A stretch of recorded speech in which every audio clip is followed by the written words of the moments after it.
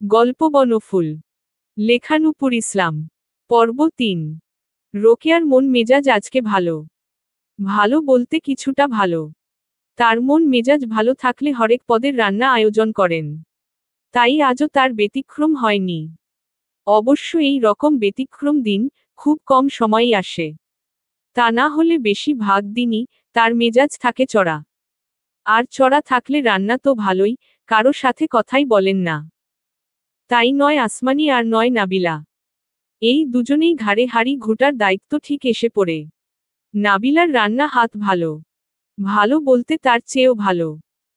আজকাল যুগের মেয়েরা যেখানে রান্না ঘরে পাই রাখতে চায় না, সেখানে এই মেয়ে শখ করে রাঁধে। ছোটবেলা থেকেই রাঁধে। তার ভাই ভাবিরা সব সময় নাবিলার হাতের রান্নার প্রশংসায় পঞ্চমুখ হয়ে থাকে। এখন অবশ্য আর শখ করে রাঁধে না। তবে যখন রাঁধে যত্ন করেই রাঁধে। কোকিয়া ছোট্ট মাছের চচ্চড়িটা হাতে মেখে চড়ালো। আজ সে আয়োজন করেছে ৪-৫ পদের মাছের। তার মধ্যে স্পেশাল হিসেবে করছে সরষে ইলিশ। এটা এই বাড়ির বলতে গেলে সবার পছন্দ। তবে নতুন সদস্য অপূর্বর খবর বলতে পারছে না। কাঠটাটার মাছ খায় কি না কে জানে। তাই দই কাতলারও প্রস্তুতি নিচ্ছে। কাতলা মাছে কাটা কম, খেতে অসুবিধে হওয়ার কথা না। তবে অসুবিধে হোক আর যাই হোক, মাছের বাইরে আজ আর কিছুই করবে না। মাংস টাংস তো আরও না। মাছ যতই প্রিয় হোক, মাংস থাকলে সবার দৌড় সেই দিকেই থাকে। আসমানি সাইডে বসেই কেটে বেছে দিচ্ছে। কোকিয়া গ্যাসের আঁচ মিডিয়াম করে বাইরে এলো। সকালে তার বড় ভাবি ফোন দিয়েছে। ভালো একটা ছেলে পাওয়া গেছে। তার বড় ভাবির দূরসম্পর্কের ভাগ্নে। মোটামুটি একটা চাকরিতে আছে। তবে সোজা ভাবেই বলেছে, দেখেন আপা, আমরা সবাই নাবিলার ভালো চাই। কখনো ননদের মেয়ে হিসেবে তো চোখে দেখিনি। নিজেদের মেয়েকে যেই নজরে দেখেছি, সব সময় সেই নজরেই দেখেছি। নিজের দিকে আত্মীয় তাই মিথ্যা বলে বাড়িয়ে চড়িয়ে বলবো না। ছেলে ভালো, ফ্যামিলি ভালো। তবে আগে একটা বিয়ে হয়েছিল। বছর খানেক ছিল। মেয়ে আরেক ছেলের হাত ধরে পালিয়েছে। এখানে ছেলের তো আর কোনো দোষ নেই। তাছাড়া বিয়ে কোনো নাটক সিনেমার খেলা তো না। কবুল বলল, সুখের সমাপ্তি হয়ে গেল। বিয়ের পর যেকোনো ছেলেই বিষয়টা আঁচ করতে পারবে। তবে খুঁতওয়ালা ছেলে আরেকজনের খুঁত নিয়ে মাথা ঘামায় না। তাই আমাদের এত সমাজ, মানুষের কথা না ভেবে, শুধু ভালো একটা ছেলে খোঁজা উচিত। এখন আপনি ভাবেন। মেয়ের জন্য আপনি যেরকম পাত্র চান, সেরকম পাত্রের কাছে নাবিলা ভালো থাকবে বলে মনে হয় না। তাছাড়া এত কানাকানিতে সেই রকম বিয়ে হবে বলেও মনে হয় না। তার মধ্যে আবার নতুন জুটে আছে খালিদ। তাই ভেবে জানান। কোকিয়া এখনো ভাবতে পারেনি।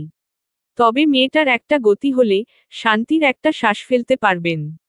বয়সও তো আর বসে থাকছে না। আরেকটা মেয়েও তো বড় হচ্ছে। মেয়েটা পাপ করেনি, ভুল করেছে। আর সেই ভুল তার মা চাপিয়ে রাখতে গিয়ে আরেক ভুল করেছে। এখন না পারেন কাউকে বলতে, না পারেন কিছু করতে। সে বেরিয়েই দেখল, নাবিলা টেবিলে একা বসে পানি ভাত খাচ্ছে। এই বাড়িতে রাতের খাবার ছাড়া কোনো খাবারই কেউ একসাথে খায় না। যার যখন মন চায়, খেতে থাকে। নাবিলা অবশ্য দিনের বেশিরভাগ খাবারই রুমে নিজের মতো খায়। তবে আজকে পানি ভাত, তাই হয়তো রুমে আর ঝামেলা করেনি। কোকিয়া এগিয়ে বলল, ওরা সবাই দুপুরের পর ঘুরতে যাবে, তুইও গেলে যা। নাবিলা শুনে সব সময়ের মতো হাসল। কোকিয়া দেখে বলল, কথা বললে কথার জবাব দিবি। সব সময় ভেটকি মাছের মতো ভেটকাবি না। তোমরা তো এটাই চাও, আমি শুধু হাসি। আমাদের চাওয়া বড় মেনে বসে আছিস তুই? তা ঠিক। তাই কথার উত্তর দেই না, মা। দিলে তোমাদের ভালো লাগবে না। তা লাগবে কেন, পেটে রেখে তো পাপ করেছি। উহুম। দূরে সরিয়ে ভুল করেছ। মানুষের বিপদ থাকে না? আনতে চাইনি। সব সময় তোমার চাওয়া হবে কেন? ইচ্ছে হলে দূরে সরিয়ে দেবে, ইচ্ছে হলে কাছে টেনে নেবে।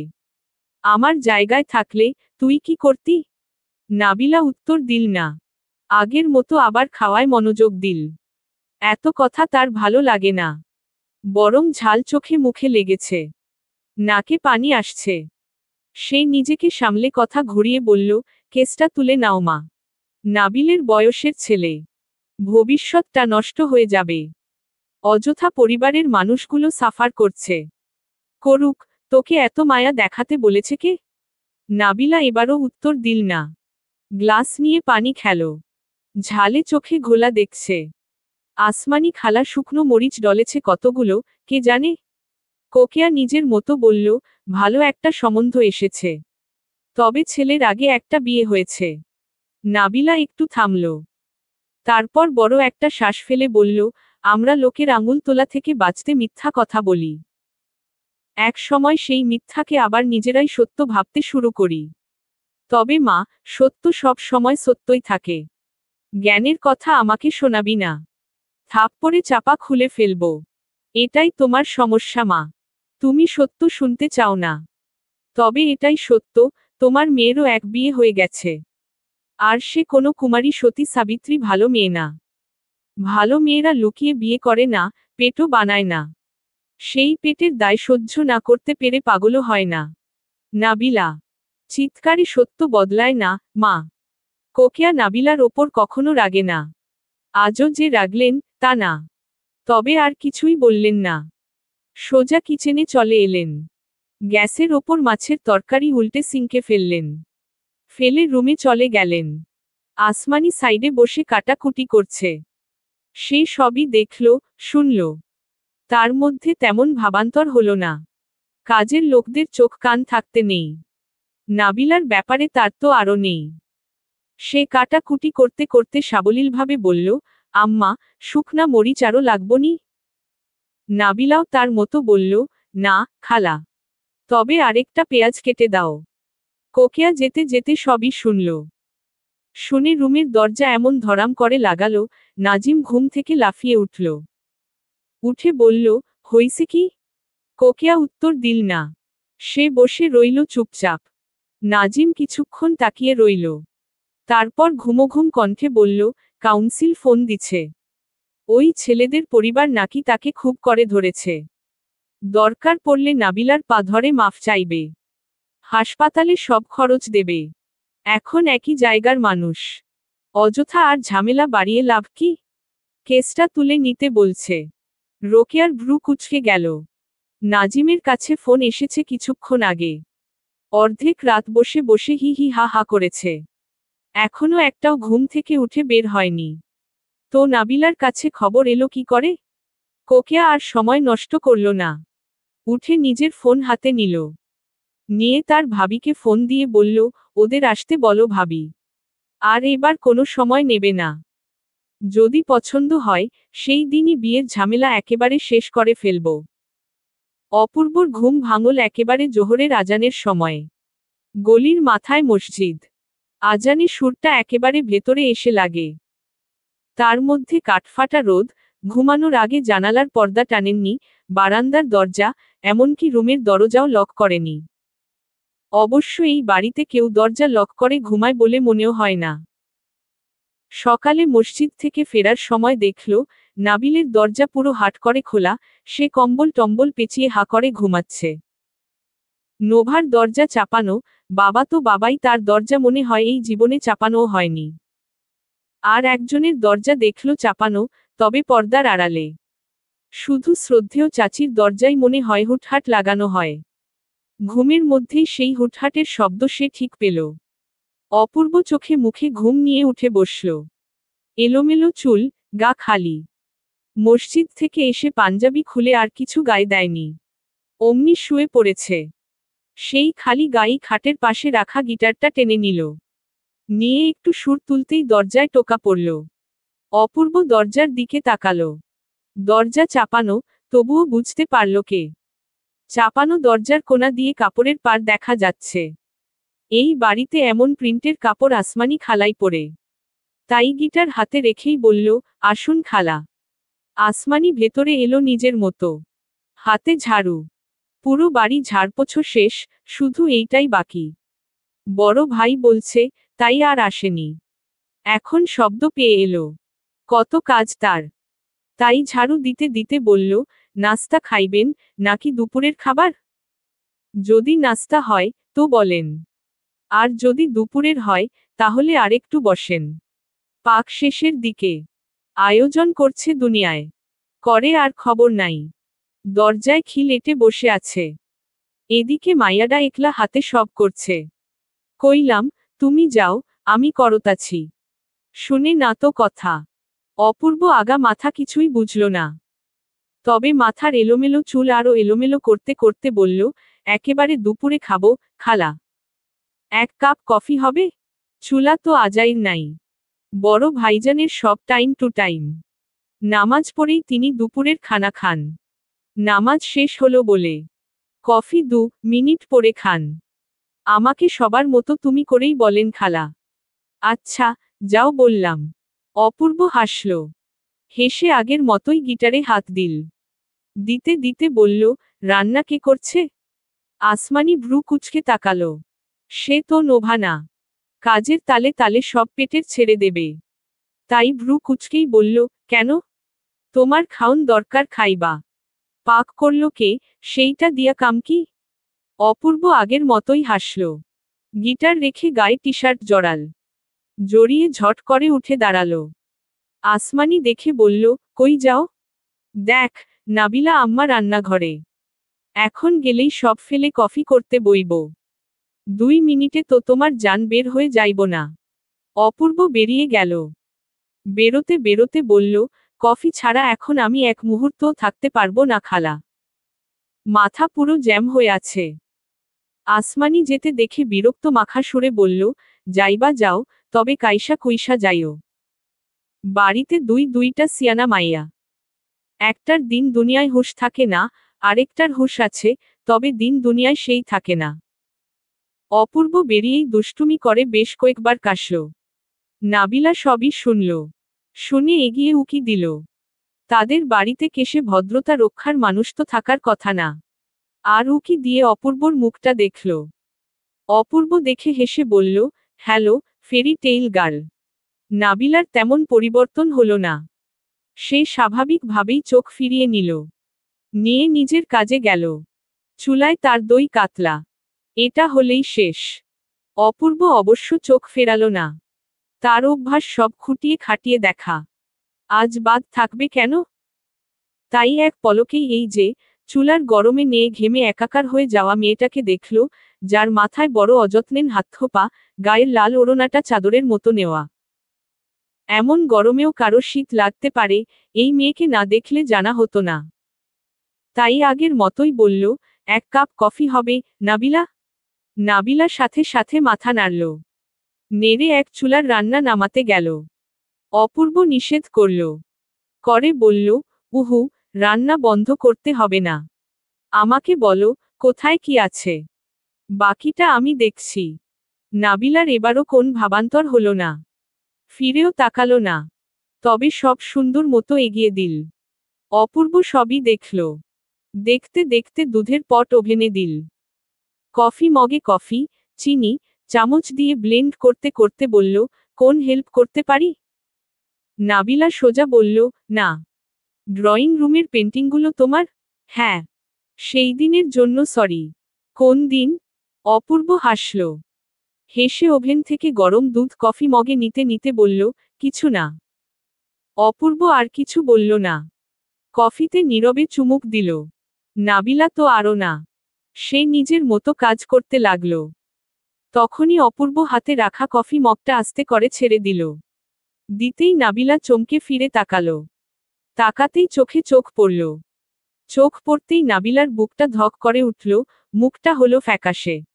অপূর্ব সেই ফ্যাকাশে মুখটা দেখল। দেখে অতি সহজেই বুঝল, এই যে তার অতি সুন্দর মুখ। যেই মুখের দিকে একবার তাকালেই যে কোন মানুষ মুগ্ধ হয়। সেই মুখের দিকে না তাকানোর কারণ, সেই সন্ধ্যার ইনসিডেন্ট না, বরং এই মুখটাই। উহুম, তার চোখ। আর বুঝেই আগের মতোই হেসে বলল, সরি। নোভার গায়ে কালো কারুকাজের জামা। মুখে হালকা মেকআপ। চুলগুলো পিঠয় ছাড়া। রেপেল নেটের ওড়নাটা এক পাশে ছড়িয়ে, উঁচু জুতার গটগট শব্দে তুলে কিছুটা নেচে নেচে নিচে নেমে এলো। অপূর্ব রেডি হয়ে বেরিয়েছে সবার আগে। জানা কথা, গায়ে কাপড় ছাড়া অন্য কোনো কিছুতে এই বান্দা নেই। আজও নেই ক্যাজুয়াল লুক। সাদা টি শার্ট, উপরে হালকা ধূসর রঙের বুক খোলা শার্ট, মুড়িয়ে মারিয়ে কোনোরকম গোটানো হাতা, এলোমেলো চুলগুলো কপালে ছড়িয়ে ছিটিয়ে আছে, পায়ে কেডস। তবুও নোভার চোখে কি চমৎকার যে লাগে। আর সবচেয়ে যেটা ভালো লাগে, মেকি কোনো ঢং নেই। বাহির থেকে যে কেউ এলেই আলাদা এক ভাব থাকে, যা দেখে সবকিছুতেই বিরক্ত, তাচ্ছিল্যে। এমন ভাব স্বর্গ থেকে নেমে এসেছে। এখন দুনিয়া ভরা জার্মস আর জার্মস। এই তো কিছুদিন আগে তার এক বন্ধুর ভাই এলো, বিয়ে করবে। ঠিক হতেই নোভাসহ সব বন্ধুকে ইনভাইট করল। ওমা, কি যে ভাব!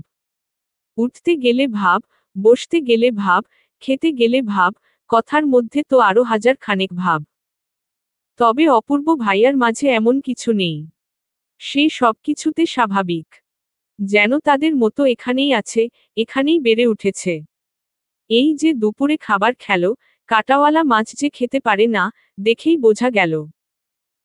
তবে কোনো ভাব নেই, খাবো না, খেতে পারবো না বলে ঢং নেই। বরং দুহাত মেখে টেকে কি সুন্দর হেসে হেসে খেলো। তার সাথে কত মজার গল্প। এক ঝুড়ি গল্প সবসময় তার ঝুলিতে থাকে। মন্ত্রতন্ত্রের মতো বলতে থাকে। আর সবাই বিভোর হয়ে শোনে। নোভা তো খাওয়ার চেয়ে গল্পই শুনেছে বেশি। সেই বেশি বেশি শুনতে শুনতে তার ঘোর লাগে। সেই ঘোর লাগাকে আরো 4 চাঁদ লাগিয়ে আজ বেরিয়েছে হাতে ক্যামেরা নিয়ে। সেই ক্যামেরা রাস্তায় দাঁড়িয়ে গলির দুপাশের বাড়িগুলো ক্যামেরাবন্দি করার চেষ্টা করছে। নোভা দেখেই খুশি মনেই এগিয়ে গেল। সেই খুশিতে টকবক করতে করতেই বলল, ইস, আপনি ক্যামেরা নেবেন? আগে জানলে শাড়ি পরতাম। স্মৃতি কুড়াতে এসেছি, না কুড়ালে হয়? আগে বললেই হতো। কি হতো? আরেকবার যখন বেরোবো, তখন শাড়ি পরব। অনেকগুলো ছবি তুলে দেবেন। অবশ্যই। এই একটা কাজে আমি কখনোই বোর ফিল করি না। হুম। তা আপনার পেইজে উকিঝুঁকি মারলেই বোঝা যায়। তুমি আছো তাতে? আগে ছিলাম না। 2 দিন হলো আছি। অপূর্ব হাসল। হেসে ক্যামেরা গুটিয়ে গাড়ির দিকে এগিয়ে যেতে যেতে বলল, welcome to my other world. Thank you prince charming. Prince? হুম। কেন? তেমন কোন কারণ নেই। দেখতে শুনতে ভালো। তাই বললাম। তাছাড়া আপনিও তো বলেন। আমরা কিছু বলেছি? উহুম। তবে কারো বাহ্যিক সৌন্দর্য দেখে কিছু বলতে নেই। তার সম্পর্কে বলতে হবে পার্সোনালিটি দেখে। তো, আমাকে কি দেখে বলেন? অপূর্ব উত্তর দিল না। সে নোভার মুখ বরাবর ক্যামেরা রাখল। নোভা কিছু বলবে, তার আগেই পরপর কয়েকটা ক্লিক নিল। নোভা মুখ গোজ করল। তার ছবি উঠে বান্দরনির মতো।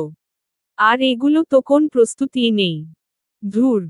অপূর্ব নোভার মুখ দেখে হাসল। হেসে বলল, আমরা, মানে আমি আর আমার 2 বন্ধু। একবার পাহাড়ি জঙ্গলে ক্যাম্পিংয়ে গিয়েছিলাম।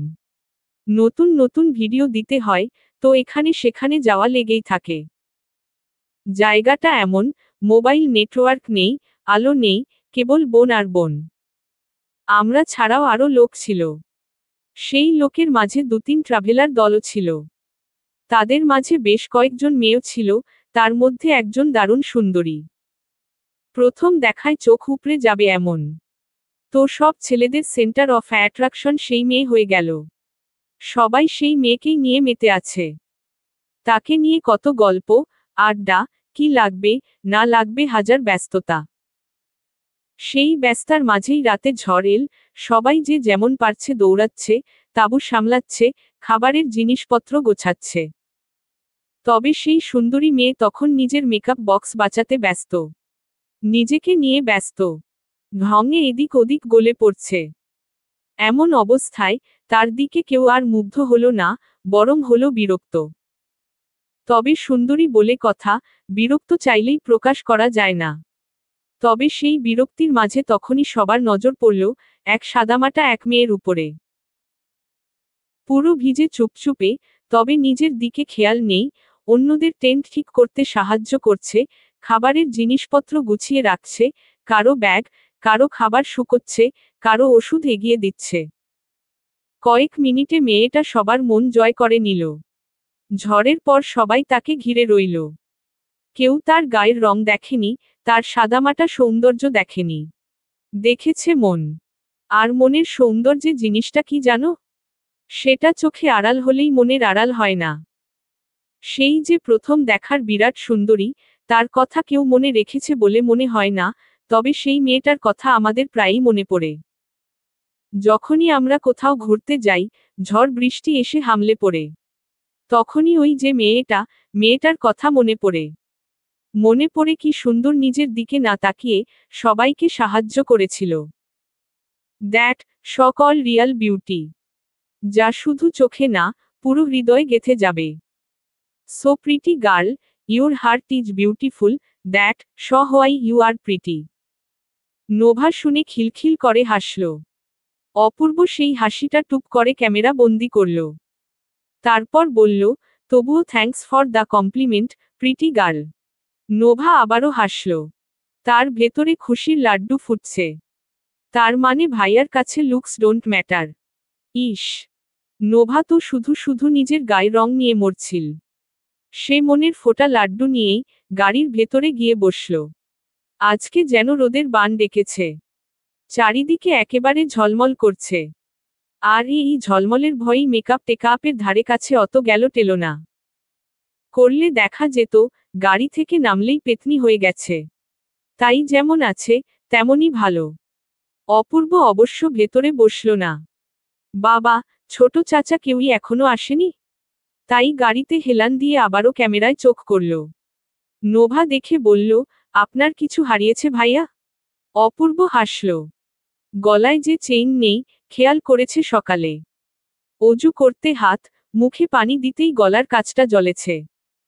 জ্বালতেই দেখল চেইন নেই, সাথে গলায় কাছটায় হালকা কাটা। একটানে ছিঁড়েছে, এইটুকু না হলে হয়? অবশ্য তখন সব কিছু এত তাড়াতাড়ি ঘটল, কিছু খেয়াল করার সুযোগই হয়নি। কাউকে অবশ্য কিছুই বলেনি। বলতে গেলে বিস্তারিত বলতে হতো। যেই ঘটনা এই মেয়ে ঝট করে ধুয়ে মুছে খেয়ে ফেলেছে, তার তো ধরে ধরে গিট্টু পেঁচিয়ে লাভ নেই। তাই নিজে একটু উকিঝুঁকি দিয়েছিল। কোথায় পড়েছে কে জানে? চোখেও পড়েনি। এই চেইনটা তার মায়ের দেওয়া।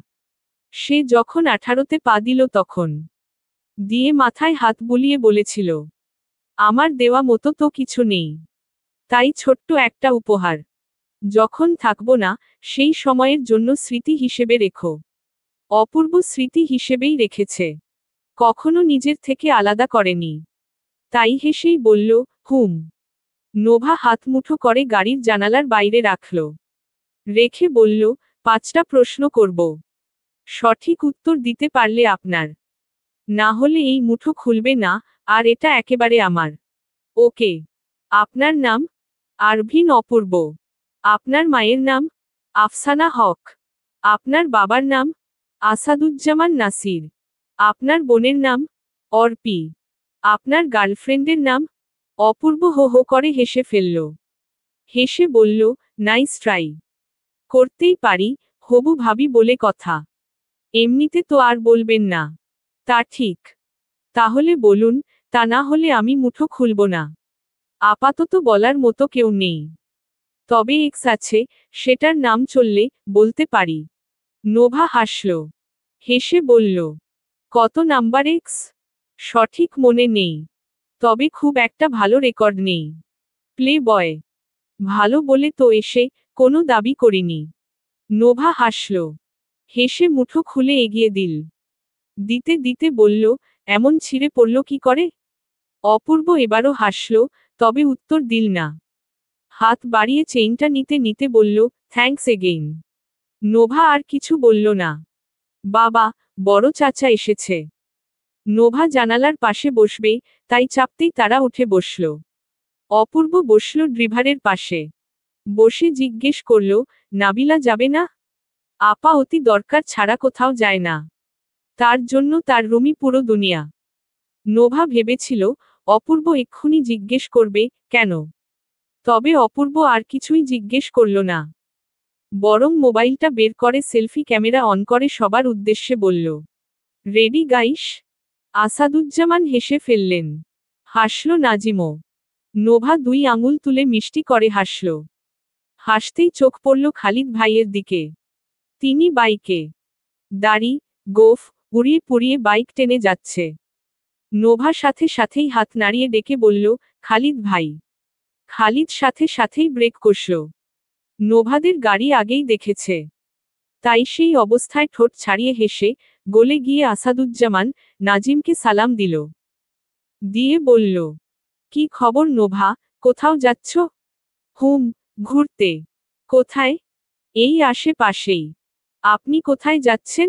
একটু কাজে। ওহ, আচ্ছা শুনুন। আপনার সাথে পরিচয় করিয়ে দেই। কিছুদিন আছে এখানে। কোন বিপদ হয় বলা যায়? তাই চিনে রাখুন।